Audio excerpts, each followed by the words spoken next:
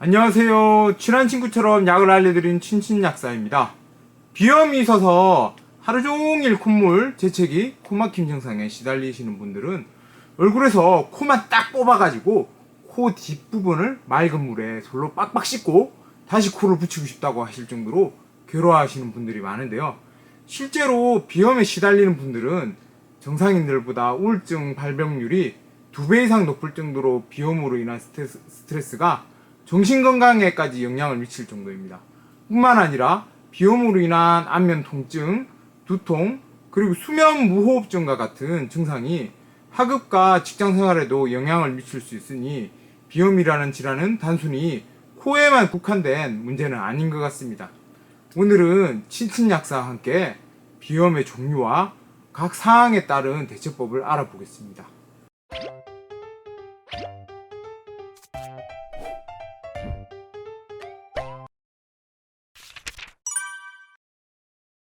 비염의 종류는 크게 4종류로 나뉘는데요. 첫째는 알레르기성 비염, 둘째는 혈관 운동성 비염, 셋째는 비후성 비염, 넷째는 만성 부비동염이 있습니다. 첫 번째로 알레르기성 비염은 알레르기를 일으키는 물질, 꽃가루, 진먼지 진드기, 곰팡이, 애완견 등의 털이 항원으로 작용해서 코가 자극을 받아서 발작적인 재채기, 맑은 콧물, 코막힘, 가려움 등의 증상을 동반하는 것을 말하는데요. 이러한 증상들은 인체에 치명적이지 않은 항원들에 대해서 몸이 감인 반응을 일으켜서 알러지와 염증 반응을 일으키는 히스타민이라는 물질이 뿜어져 나와서 발생합니다. 때문에 자극의 원인이 되는 항원을 없애거나 알러지 반응의 원인이 되는 히스타민의 작동을 방해하는 항히스타민제를 사용해 볼 수 있는데요. 항원을 없애는 방법 중에 가장 해볼 만한 방법이 하루 중에 3분의 1을 보내는 침실에 진먼지 진드기를 없애는 것입니다. 진먼지 진드기를 없애는 가장 좋은 방법은 이불과 베개를 50도씨 이상의 뜨거운 물에서 빨래를 하고 열풍 건조기에 건조시키는 것입니다. 집에 열풍 건조기가 없다면 요즘은 코인 빨래방이 많으니까 이곳에서 진먼지 진드기를 싹 없애주시기 바랍니다. 다음으로 알러지를 일으키는 물질인 히스타민을 방해하기 위해서는 항히스타민제를 사용하면 되는데요. 눈이나 코 주변이 가렵고 물처럼 콧물이 줄줄 나면 대표적인 항히스타민제 성분인 지르텍 성분의 약을 쓰면 되고 이렇게 재채기나 콧물에 코막힘 증상과 같이 오면 이름도 촌스러운 코메키나 같은 약을 쓰면 됩니다. 또 하나 추천해드릴 약은 염증약 은교산인데요. 영화 은교와 발음이 같아서 외우기 쉽습니다. 은교산을 약사님들은 주로 편도염에만 사용을 하시는데요. 콧구멍 안쪽이 민감하고 불이 난 것 같은 느낌이 들 때 은교산을 항히스타민제와 같이 사용해 주시면 효과가 아주 좋습니다. 은교산, 이 이름 아니라 됩니다. 은교산이면 됩니다. 다음으로 혈관 운동성 비염이라는 것이 있는데요. 혈관 운동성이란 말이 어려워서 그냥 자극성 비염이라고 표현하겠습니다. 자극성 비염은 특정 자극, 온도의 갑작스러운 변화, 강한 향기, 감정의 변화, 맵고 짠 음식에 대해서 콧물, 코막힘 증상이 나타나는 것을 말하는데요.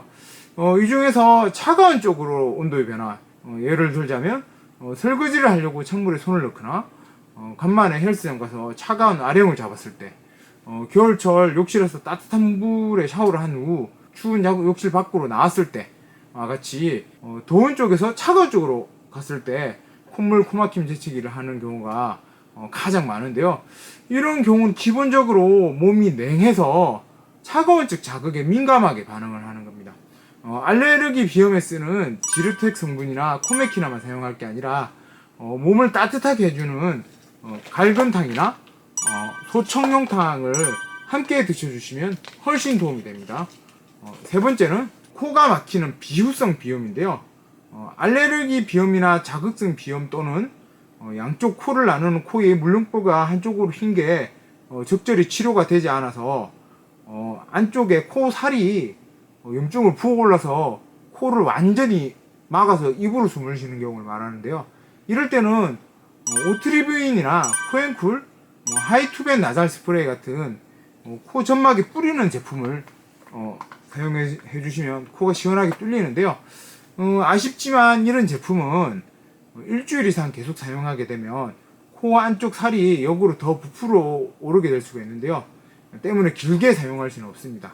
이럴 때 사용하는 것이 제가 이렇게 하고 있는 코 밴드인데요. 코 밴드를 코 살 쪽에 붙여주게 되면 코 평수가 훨씬 늘어나게 돼서 숨을 잘 쉴 수 있게 됩니다.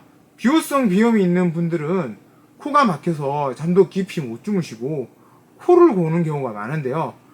이런 코 밴드를 붙이게 되면 깊이 잠들고 코도 덜 골게 됩니다. 네 번째로 만성 부비동염 또는 축농증이라고도 불리는 병인데요. 비염으로 인한 염증이 만성적으로 진행이 되어 생긴 농이, 고름이 부비동이라고 하는 얼굴에 이 뼈 네 군데 공간이 있습니다. 뼈의 빈 공간에 농이 축적되어 생기는 병입니다. 때문에 축농증이 있는 분들은 이곳을 누르면 염증이 있어서 아주 아파하는 경우인데요. 이게 알레르기 비염과 축농증을 나누는 진단 기준이 됩니다. 이걸 눌렀을 때 아픔이 축농증입니다. 축농증 치료는 콧물을 이비인후과에서 자주 뽑아주는 게 핵심인데요. 부비동에 세균 덩어리 농이 꽉 차 있으면 아무리 독한 항생제를 써도 약이 잘 듣질 않습니다. 그래서 부비동에 있는 농부터 빼주고 약물 치료를 해줘야 합니다. 하지만 직장인들이나 아기를 키우는 주부님들 그리고 공부하는 학생들 같은 경우 매일같이 코를 빼러 이비인후과 방문하기가 쉽지가 않은데요. 때문에 집에서라도 아기들이 쓰는 전동 콧물 호흡기를 사서 콧물을 자주 뽑아주시면 좋습니다. 물론 성인도 할 수 있습니다. 아기들만 쓰는 게 아니에요. 비염에 아주 좋은 음식이 있어서 소개를 해드릴까 하는데요. 바로 여러분들 모두가 잘 알고 잘 드시는 김치입니다. 1918년에 세계김치연구소 최학종 박사님이 국제학술지 프론티어스에 발표한 논문에 의하면 김치에서 추출한 락토바실러스 사케아이아라고 하는 유산균을 가지고 쥐에게 알러지 반응 실험을 했는데요. 놀랍게도 김치 유산균을 45일 동안 투여한 쥐가 같은 시간 동안 항히스타민제인 케토티펜을 투여한 쥐와 맞먹을 정도로 알러지가 좋아졌다는 것입니다.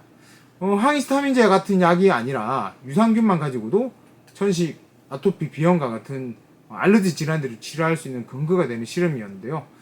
정작 우리나라에서는 이런 김치 유산균 실험에 대한 반응이 뜨뜻미지근했지만 미국에서는 알러지가 있는 사람들에게 김치가 선풍적인 인기를 끌어서 현재는 미국에 6군데가 넘는 회사가 매운 걸 잘 못 먹는 미국 사람들을 대상으로 동치미와 비슷한 맛이 나는 김치 주스를 만들어서 팔고 있습니다. 아마존에서 선풍적인 인기를 끌고 있는데요.